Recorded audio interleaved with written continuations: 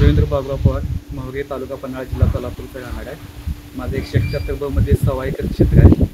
30 गुंठ मी soybean केला होता. 15 दिवशी त्याच्या लागवड टाकली. पीक एकदम जोरात आलं होतं. शेंगा पण चांगल्या लागल्या होत्या.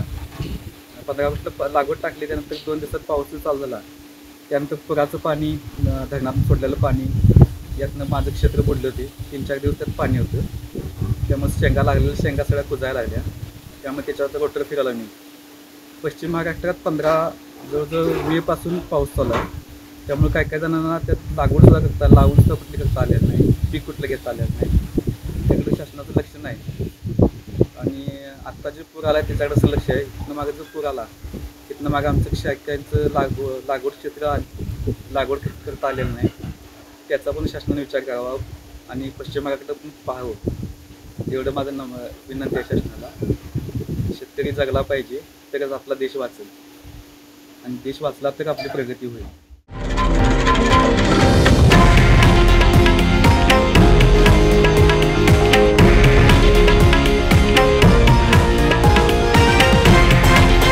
हे आहे देशातील नंबर 1 न्यूज नेटवर्क आणि आपण पाहत आहात TV9 मराठी, एकमेव.